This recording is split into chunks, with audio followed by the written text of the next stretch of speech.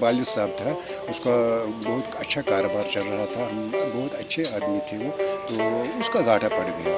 उसके बाद मैं जब स्कूल में जाता था वहाँ से मुझे निकाला गया क्योंकि मेरे पास वो किताब नहीं थे, फ़ीस नहीं होता था, वर्दी नहीं होता था। 3 या 4 जमात तक मैंने पढ़ा है, फिर स्कूल वाले ने मुझे निकाल दिया।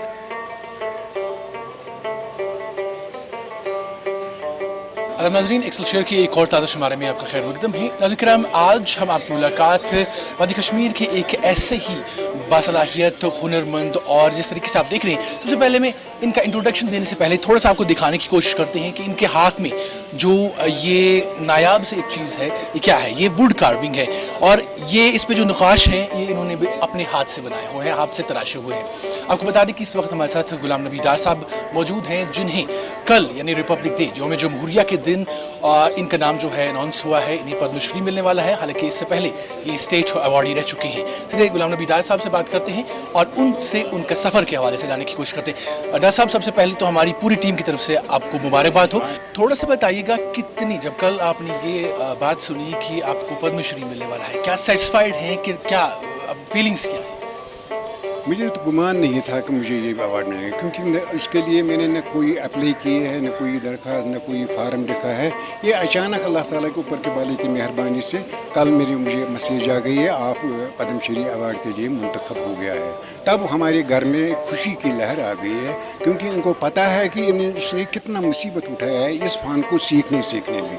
क्योंकि मेरा कोई उस्ताद नहीं था मिला, क्योंकि जो मुझे इस काम को शॉर्टकट में सिखाया था, और कुछ नहीं मिला मुझे। अल्लाह ताला के फजल करम से ये फ़न अपनी मतलब अक्ल से सीखा है। लास्ट में मुझे एक कारीगर मिल गया था, मगर उसको एक पास जो है उसको बीमारी लग गई है, उसने मुझे ज़बानी सिखाया है। वो कम से कम आज से 40 साल पहले, 35 साल पहले आज उसके पास, वो बेचारा वो इस दुनिया में नहीं है। तो उससे मुझे फ़ायदा आ गया। अगर मैं जो फ्लावर बनाऊंगा ये कैसे बनाऊंगा, ऐसे अगर मैं ये जो राज जो चढ़ती है फिनी करते हैं ये कैसे बनाना है, उससे मुझे बहुत से फ़ायदा हुआ है। तब मैं आगे बढ़ा, आज ये मौका आ गया, आज ये अवार्ड मुझे मिल गया है। क्या सेटिस्फाइड है? हाँ बिल्कुल है, बिल्कुल बहुत बढ़िया।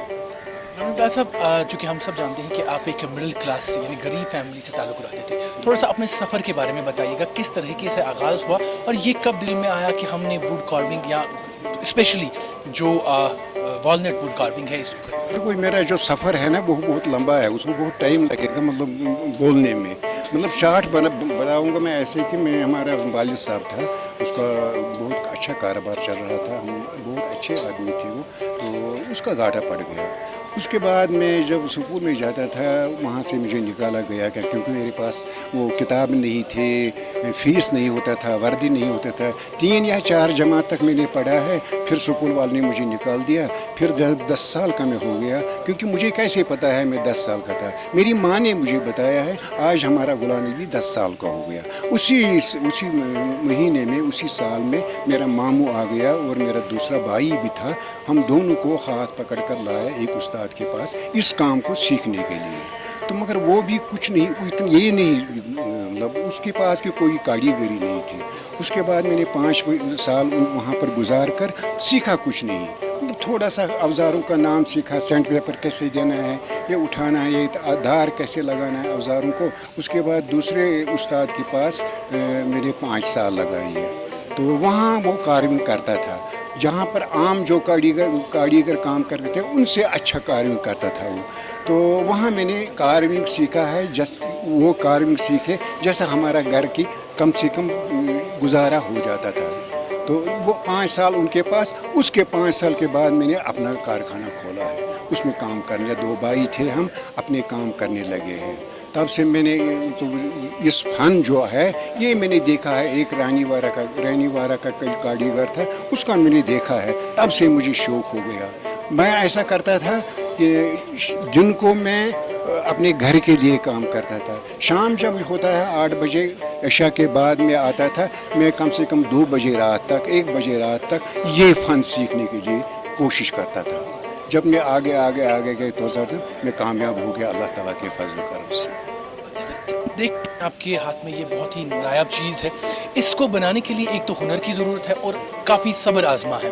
تو اس میں یہ صبر جو ہے وہ کس طرح سے انسان اپنے آپ میں؟ جو وہ صبر ایسا ہو جائے گا جب دل میں شوق پیدا ہو جائے گا. مطلب کوئی کسی کو دل میں شوق جب ہو جائے گا وہ صبر ضرور کرے گا. اس کو محنت بھی کرنا پڑتا ہے. مطلب اس سے بھی یہ جو آپ کے سامنے ہے اس سے بڑی کام بھی میں نے کیا ہے. اس سے بہت بڑی کام میں نے کیا ہے مگر وہ مہنگا ہو جاتا تھا. اب بڑھاپا ہو گیا ہے. اب تھوڑا سا میں چینج کیا ہے اور جو بھی میں نے آرٹ جو پرانے آرٹ تھے کاریگروں کے وہ میں نے نہیں کیا. ان کو میں نے چینج کیا ہے. اپنے مطلب جو ڈیزائن ہے ڈیزائن نکالی ہے. کچھ ڈیزائن ایسا ہے وہ عام ہو گیا. لوگوں نے اس میں بہت فائدہ اٹھایا کیونکہ وہ بہت اچھے ان کو پیسے ملتے تھے. بعد میں وہ میں نے چھوڑ دیا کیونکہ انہوں نے اتنا صاف کام نہیں کیا. بعد میں نے دوسرا آرٹ.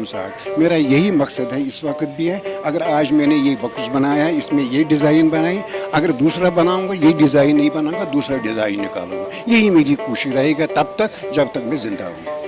غلام نبی صاحب, جب بھی ہنر کی بات ہوتی ہے یا علم کی بات ہوتی ہے کہتے ہیں کہ علم اور ہنر بانٹنے سے جو ہے اس میں اضافہ ہوتا ہے. کیا آپ اس ہنر کو دوسری جو پیڑھیاں ہیں آنے والی پیڑھیاں ان تک پہنچا رہے ہیں؟ بالکل میں میں کہتا ہوں اپنے جو اڑوس پڑوس میں ہیں رہتے ہیں ہمارے جس کو میں جان پہچان ہے ان کو میں اس وقت بھی بولتا ہوں ہمارے پاس آؤ. جہاں تم کام کرتے ہو وہاں کام کرتے رہو. جو ایکسٹرا ٹائم آپ کو ملے گا وہ میرے پاس آؤ. میں آپ کو بتاؤں گا کیسے کام کرنا چاہیے, کیسے کرنا چاہیے, کس طرح چلنا چاہیے, ایسے کس طرح لکھنا چاہیے. میں آپ کو سکھاؤں گا. مجھے آپ کی کوئی پیسے ضرورت نہیں ہے کیونکہ مجھے یہ صدقہ جاریہ رہے گا اگر تم میرے پاس آئیں گے. مگر آتا کوئی نہیں ہے. کیوں نہیں آتا وہ؟ جب وہ میرے فن دیکھتا ہے وہ گھبرا جاتا ہے. ہم کیسے کریں گے, ہم کیسے سیکھیں گے. میں ان کو بھروسہ دیتا ہے. میں ان کو آپ آ جائیے 1 مہینے میں کبھی آ جاؤ. آپ کو پھر بھی میں آسان طریقے سے سکھاؤں گا.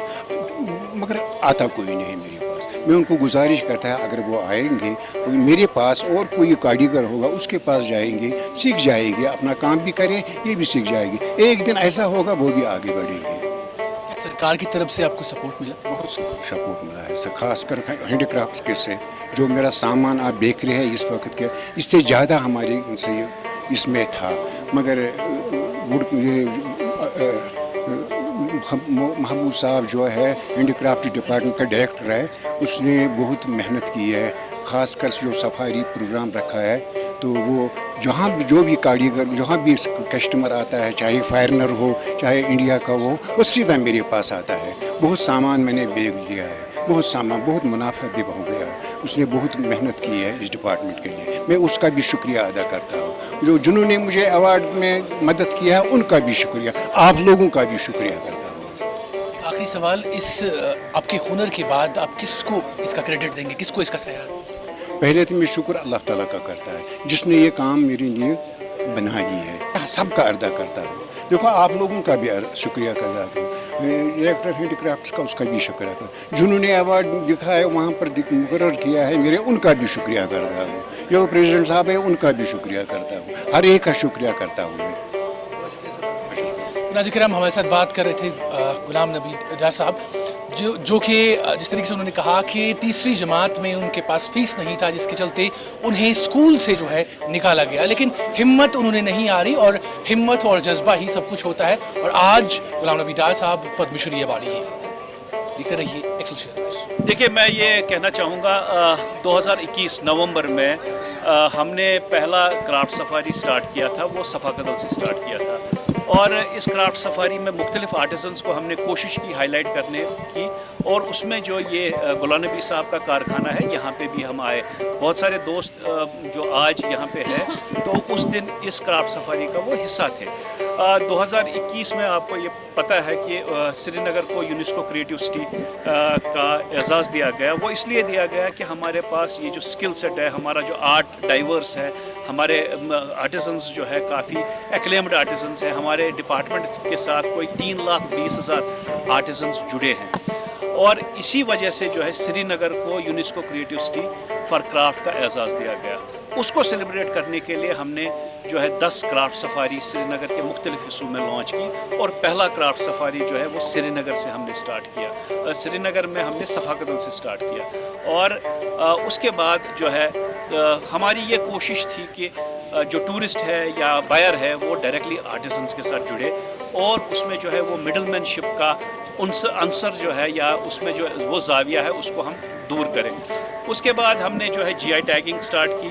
جی آئی ٹیگنگ سے ہم نے یہ کوشش کی کہ آتھینٹک کرافٹس مین اور آتھینٹک کرافٹ کو ہم پروموٹ کریں، تو اسی کی وجہ سے آپ کو یہ شاید یہ آج ہم اس مقام پہ پہنچے ہیں کہ ہمارے کرافٹ کو اور ہمارے کرافٹس مین کو نیشنلی ایکنالج کیا گیا، جس کی مثال غلہ نبی صاحب ہے، اور ہم چاہتے ہیں کہ آنے والے دنوں میں اور زیادہ جو ہے کرافٹس مین اور کرافٹ کو ہم پروموٹ کریں، اور یہ جو ہے بائر کو ہم کنیکٹ کریں ود دا کرافٹس مین، تاکہ جو ہے انڈیویجول کرافٹس مین پروموٹ ہو اور بائر کو ایک آتھینٹک ایکسپیرینس اور آتھینٹک کرافٹ ملے۔